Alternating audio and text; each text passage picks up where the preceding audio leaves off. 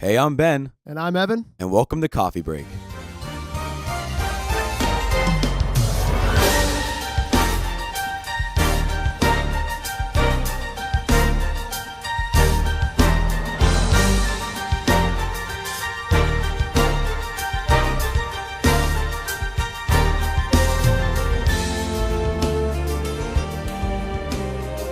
Welcome back to Coffee Break. It's December, so it is December, and we are ready for Christmas. I think everybody's ready for Christmas. Walmart is a little too ready for Christmas. They have been for months.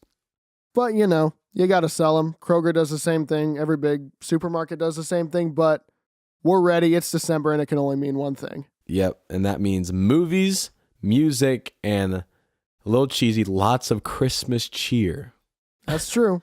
What we're going to talk about in this podcast is just like things that, are very, I would say, I'm not going to say controversial, but people have a lot of opinions on them when it comes to Christmas time. Just like hotly debated topics when it comes to Christmas and movies and music and all that stuff. So first, we're going to start off with a couple polls that I sent out a while ago about Christmas movies. Now, not just, I put out a Christmas movie survey about like, what's your favorite movie during the Christmas time? And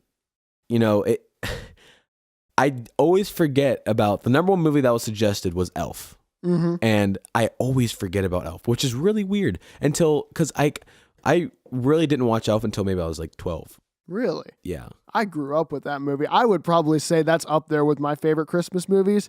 The weird thing was, not too long ago in Faith and Film class, we were looking at a list of the top 20 Christmas movies of all time. And the two that were not on there that shocked me, Elf was not on there, Polar Express was not on there. Really? Which did not make a whole lot of sense. But fortunately, what was number one on that list? Number one was It's a Wonderful Life. It's a Wonderful Life. Now, I'm more of a White Christmas kind of guy. I do love White Christmas.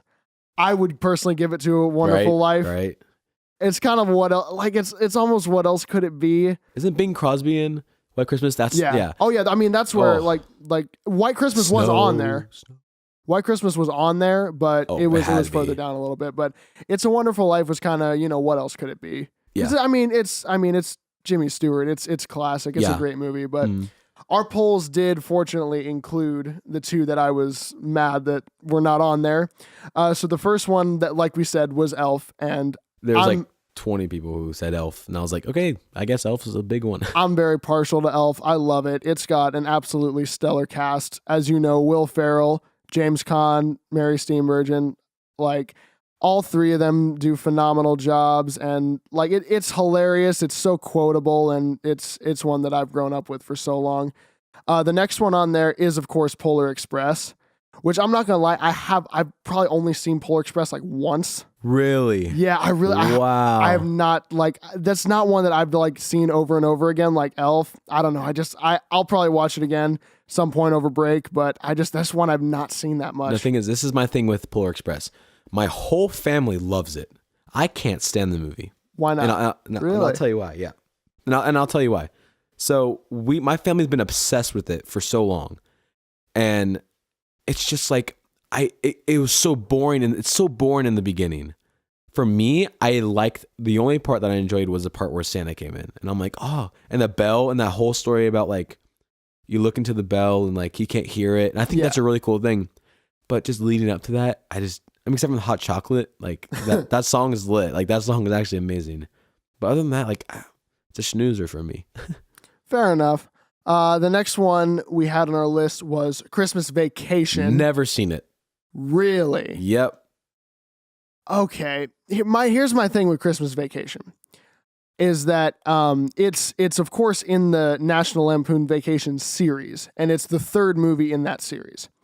Now, everyone bills Christmas Vacation as a classic Christmas movie, which I agree it is. And I do think it's a great movie. I think it's hilarious. But the thing is, for me, I had seen the first two Vacation movies before I saw Christmas Vacation. And for me, it's a good Christmas movie, but it really didn't live up to the first two movies. Because I thought the first one, just National Lampoon's Vacation, was so funny and so clever for the time. And the next one was European Vacation, which was good. Like, it wasn't as good, but like it was still funny. Christmas Vacation was funny, but it didn't have the same feel that the first two did. So I would say, like, if you're going into it expecting it to be a great like third addition to this series, you'll probably be a little bit let down. But I absolutely agree that it's a classic Christmas movie, and I see why it is. So Yeah. you should see it at some point in your life. All right. I'll add that one to the list. The next one is Home Alone, which unfortunately I don't like that either. Really? I don't think love Home think of Alone. it as a Christmas movie. Like, I don't know. I feel like I just feel like the plot really is. I don't know. I don't like the actor. I forget You his don't like name. Macaulay Culkin? Nah, I'm good on him. he can, yeah. I'm not a fan of Home Alone. Oh, well, I mean, to each their own. That's another one that I kind of grew up with, though. I've seen it so many times. But I mean, it's a classic. You can't deny it. It is a classic. The next one is The Santa Yeah, Claus here with we go. Tim Allen. This was all three of them those were the ones that I thoroughly enjoyed and would watch every single Christmas, and I did not care how old they got.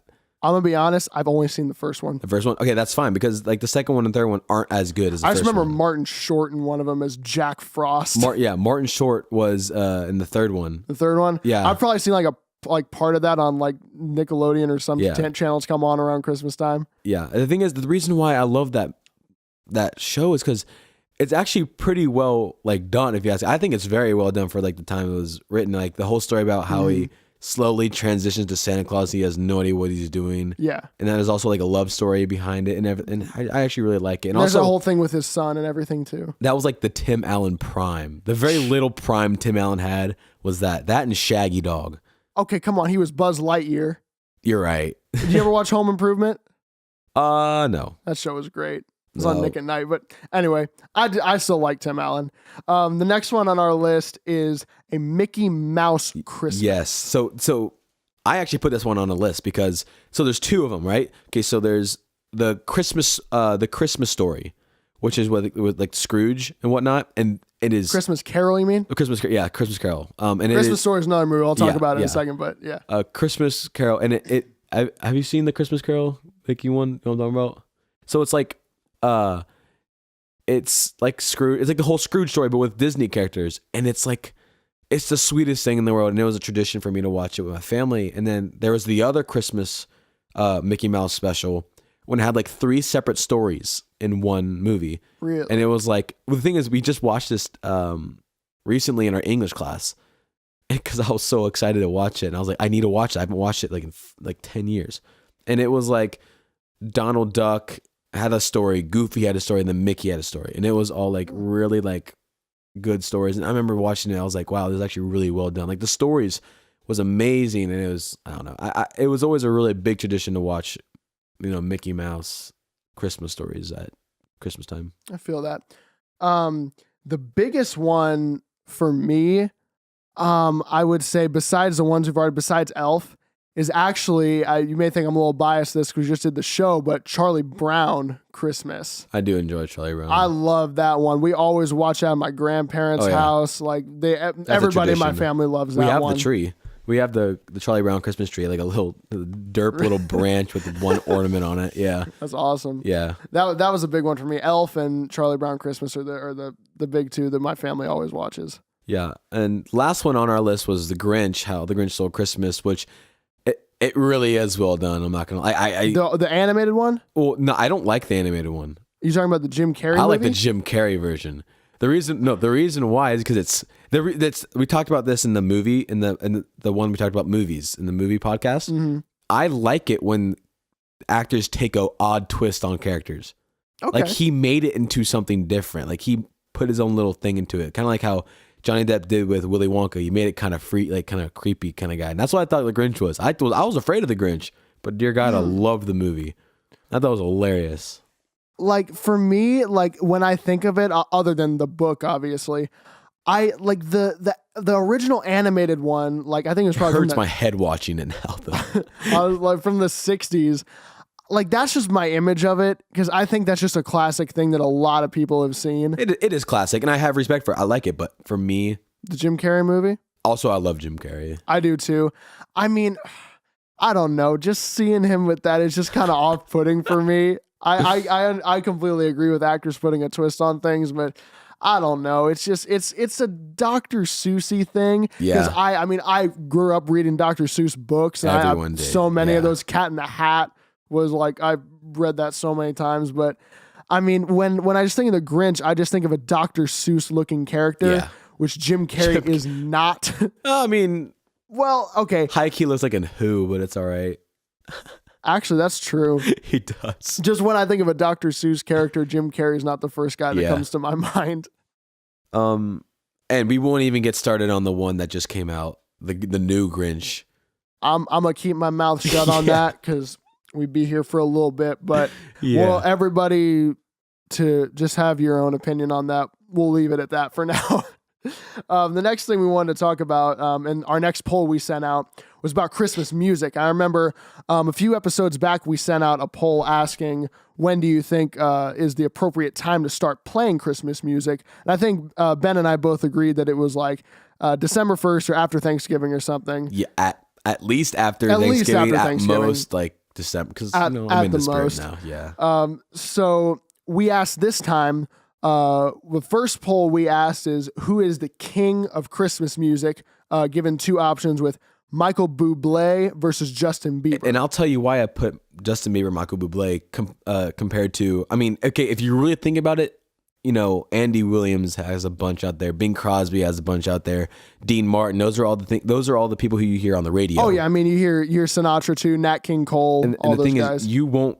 I guarantee if I was to put that poll out, people would be like, "Who? Yeah, What?" I mean Sinatra they might know, but yeah, if there's an off chance. But that's the reason why I put more modern. I was like, knowing my followers on my Instagram, I was like, okay, so Justin Bieber and Michael Bublé. And if you ask me, you can't relate the two. no. Michael Bublé is on a complete different tier, and it's much higher than Justin Bieber. Mhm. Now, we were both hoping that this poll would turn out as I think it should, and it did. Michael Bublé had 67 votes, winning with a landslide, while Justin Bieber had 8. And those 8 were all sophomores and freshmen. So, and one Get senior. with it, guys. And one senior. Okay. The next poll we asked was, because we did the king, we have to do the queen. Yep. The queen of Christmas music with Mariah Carey versus Ariana Grande. Now, yeah. I will say for the record, neither of those two artists generally are really up my alley. But the way it turned out, I guess people that like Michael Bublé also like Mariah Carey because she too got 67 votes and Ariana Grande got 15. And it's funny because Mariah Carey, although she made All I Want for Christmas Is You, and although it is probably, I mean, I hate to say it, it probably is one of the best Christmas songs ever sang by, by someone. I mean, it's especially probably the more most modern. iconic one at this Yeah. point, like of the last 20 years. That it's first little, probably, yeah, like that, definitely people were like, oh. everybody knows that But the thing one. is, name me another song she sang for Christmas.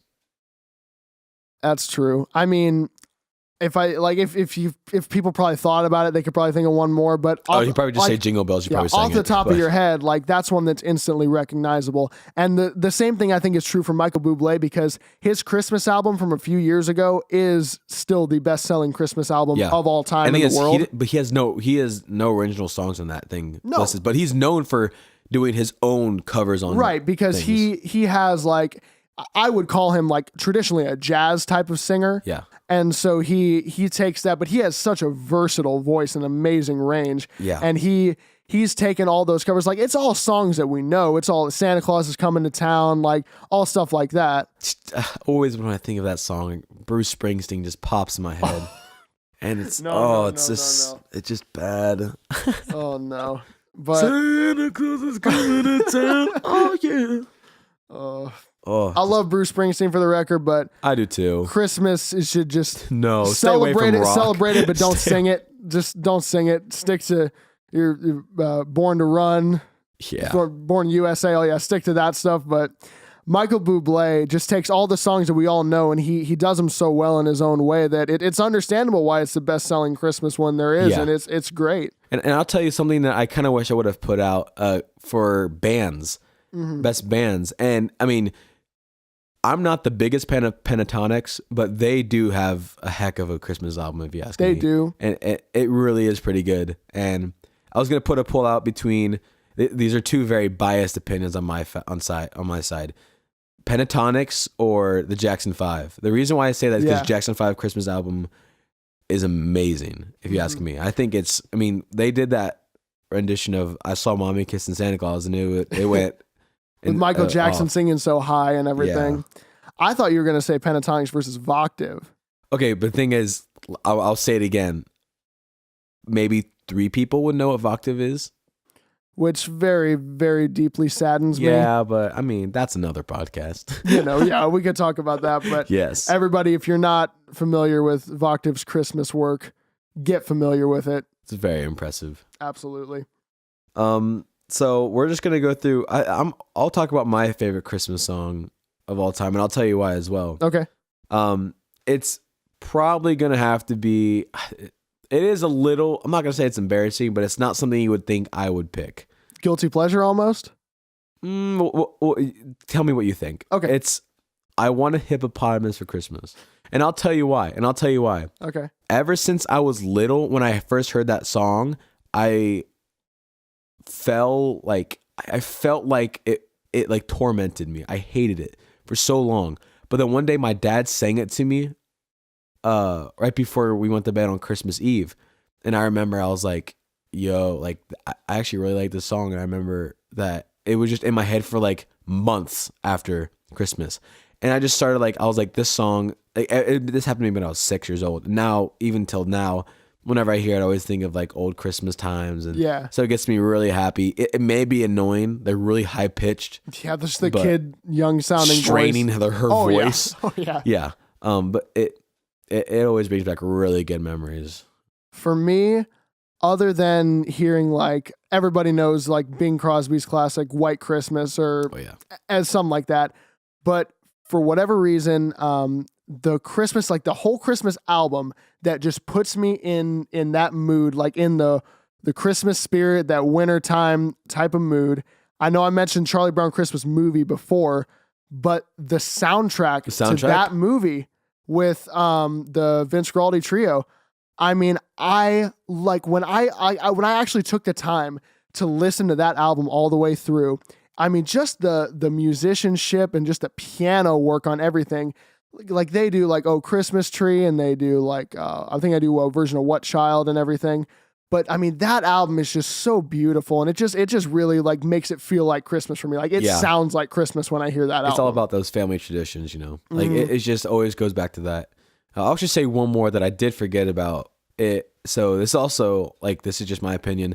I'm also a big Stevie Wonder guy. Oh yeah, me too. And he came out with Someday at Christmas.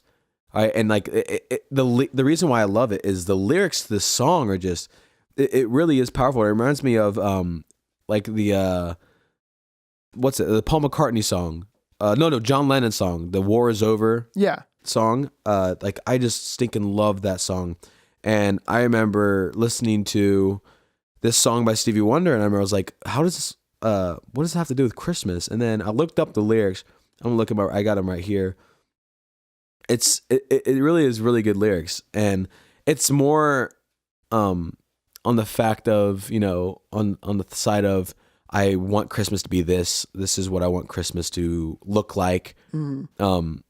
The first lyrics are someday at Christmas, men won't be boys playing with bombs like kids play with toys. One warm December, our hearts will see where a world where men are free. So it's like really like, it's like strong lyrics. Yeah. And I also just love the melody of that song. I don't know. It gets me in a good mood. I mean, Stevie's melodies we could have a whole podcast on that. But for sure. Just like with those lyrics of how it's a Christmas song, but it's spreading that really powerful message too, is really great. All right. We're going to switch right into just some Christmas traditions we have around our house. I mean, I think we could all talk hours and hours about Christmas traditions, about absolutely what we got. I'll say one thing that we do around my place when around Christmas time. So, like I said in previous podcasts, I think it was actually Thanksgiving. So my dad's 100% Italian, right? Yeah. And what an Italian dish that we do for Christmas is called a pizzelle. It is like a pancake cookie, I would say. With pancake cookie. It tastes sweeter than a pancake, but I would never call it cookie because it's flat and it kind of looks like a snowflake. It's like a big snowflake, and you put powdered sugar on it, right? And it has like vanilla stuff in it. It really is amazing. But we'll always come around the table and we'll always make pizzelles. And my grandma will send us some from Pennsylvania. I mean, it just always makes me feel like Christmas is here whenever I get a pizzelle. And we've been doing it for years now, and people ask for them all the time. I mean, I'll probably give them to you guys one of these days. We'll have to try them, but they really are fantastic. Pretty soon. As I was thinking about this, I'll talk about like Christmas Day itself, but something that came to mind, like just sort of in preparation for Christmas and something we would always do. A few years ago when we lived in my old house, which was, I think we moved in 2014. So this was like 2013 and before. What we would always do with our Christmas tree is we had, from the time I was born, we had this big, like 8-foot tall, plastic, like artificial Christmas tree. Yeah. And it was one of those that to set it up, you would take all of the branches out of the box, unfold them all, and then you put them with the little metal hooks, with the metal hooks into the base, and they'd be labeled with whatever row they were supposed to go on. And I just remember doing that with my mom, and then my brothers would be there too. And we would just spend hours like taking them out. Like it was like this would take up, setting up the Christmas tree was a week-long process. Oh, we just finished ours and we set up 2 weeks ago. Well, we actually stopped doing this when we got to our new house because now we just usually get a real tree every year and just get like ornaments on that.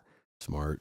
Yeah, but I don't know. Like, well, I mean, I might have seen it as a pain in the neck back then, but I just have that memory so well of like having that whole long process of getting out each individual branch, unfolding it, making sure it was perfect, which when me and my brothers did it, like my mom would be there and it would never be perfect for her. And she would always take them apart and redo them and show us we were doing it wrong and show us how to do it. But I remember setting up all the branches and then getting the big top part, setting that up, and then getting the big ribbon, the stars, the ornaments and everything, and picking out which ones we wanted and taking them all out of the boxes and everything.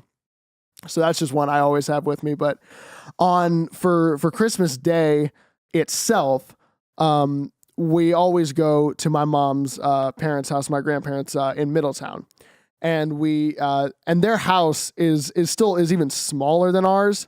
But we would always just pile my family and them and my mom's sisters and their kids and everybody all down into their not really their basement, but just like their like living room area, and we just have the tree down there, and everybody would be pretty compacted and close together, and like all on couches and passing around gifts and everything. And we'd have our big lunch or dinner upstairs in their kitchen, which was always great. And we used to do it where we would just like have everybody would be at their own, like my family would be at our house in the morning, and then we on the 25th, and we just go straight there. But the way we've been doing it recently is that like we will have all the individual families will have Christmas at their houses on the 25th, and then on the 26th we'll go up to Middletown to see them. And I guess it's just because like people are living in different places and like making the drive is hard and everything. But that's just my biggest memories of Christmas, and we'll do that again this year and hopefully carry that on. But it's a great time, and it's a lot of fun, and always has a lot of fond memories.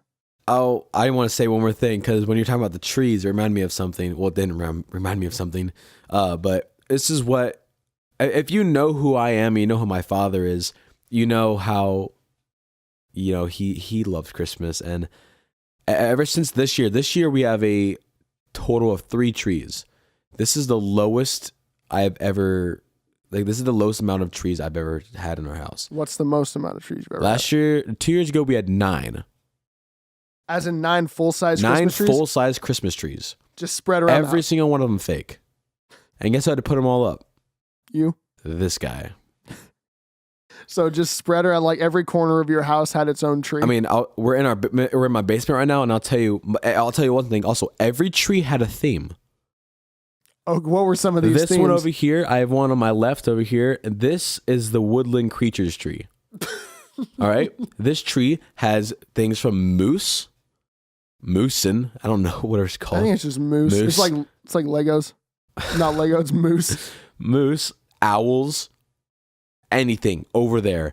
There was one in the right corner over here. This was a Santa and snowman tree, right? So many things. And then we have the family one that has a bunch of just dumb Old ornaments. family pictures and stuff. Yep. And then we have one upstairs that's called the blue and white tree. Personal I hated this one. It was a blue tree, a full blue tree. Meaning like every branch was It was blue. Everything. Okay. It had white stuff everywhere. It was a beautiful tree, but I hated it. Just like hated setting it up and everything. Yep. I had a bear tree in my room. Gigi had her own. I don't know. Wait, it was I think it was angels, maybe. Something like that. I forget what it was. But it was like a pink tree. Huh. And then we had another tree upstairs in the office, a pink and gold tree. Okay. Yeah. It got out of hand, and my mom, I don't know what she did, but thank the Lord. She just got the madness under control. I think what happened is she talked at my dad, and he was like, look, well, because I'm not going to lie, full disclosure, we've never gone to Christmas or my dad's like hasn't like gotten onto us about Christmas stuff. Cause you know, like Christmas has to be perfect, like for him, which is because he loves it so much. And I understand it. But like, you know, he's getting old, you know, you gotta help him out more and more. And the thing is, I mean, he's getting old. And the thing is, I have to help him out more and more with this stuff. And the thing is, I just don't have a lot of time on my hands. Yeah. So like, he's like, oh, we're going to do 3 trees this year. I'm like, okay with that. But last year, and the thing is, we put Christmas stuff up right after Thanksgiving. Oh, like the day after. The day after, or sometimes even of. So we keep it up until January, like mid-January too. So, and the thing is, outside, my dad makes wreaths. So if you see any wreaths around the house, my dad's 100% made them. Wow. Yeah. That's pretty cool. Yeah, he's obsessed with Christmas. I mean, There's worse things to be obsessed with. Yes, you could. Yes, you got that right. Well, I'm just happy, you know, if you leave tonight, you and Carter leave tonight, and it's dark, you'll see a house in our neighborhood. Brand new people. I think they moved in this past month. They have, I swear, the first thing they did before they even packed in their stuff was put Christmas lights out. And it is ridiculous. It's gross. Like you can see like a bright light from space with all these. We don't need headlights when you drive by it. It's just. Your whole thing with the trees reminded me, like, I know, like you said, your mom wanted to get everything under control with the trees. It was almost the exact opposite for me, because I told you we had the fake tree at my old house where we had to set it up every time. When we got to the first Christmas that we had in our new house, my dad, without telling my mom, took the big box with the fake tree in it and put it out for the garbage truck, and it was gone. And my mother was not happy about that. Now, I don't know if they're it was expensive, man. I know they're expensive. I mean, now granted, we had it for that point probably for upwards of 15 years. We've had the tree up there. Actually, that's a new one. We had the old tree for like 20 years. My parents had it for 20 years. And so I don't know if it was like just she was sentimental towards it, or it was like she just loved the process of doing it so much. But my dad's like, there's no reason to go through this again. And that was the first year we ever had a real tree, and that's what we've been doing ever since. No, I have a question. I have a question about the real tree. Sorry to interrupt you, but now the reason why my dad is so particular on getting fake trees is because, quote unquote, we don't have to vacuum as much. Okay, if you put a sheet or cloth or anything underneath the tree, like that's like a good distance around the tree, and take that out before you take it out, you're golden. Okay. Like as long as you have something under it and around it, it's not that bad at all. But I honestly think getting the real tree probably saved everybody a lot of headache, because I actually think it's better for my mom now too, because now like all she has to do is she can like spend as much time as she wants deciding which ornaments she wants and how she wants everything to get set up without having to worry about setting it up and taking it down and everything being like a week-long process and everything. So like we can just have it like all set up, and then as soon as it's done, we don't have to tear it down and put it away or anything. We can just like either take it out in the backyard and throw it in the woods, or just get someone to come by and pick it up. But Yeah. I guess it's easier now. Yep. Well,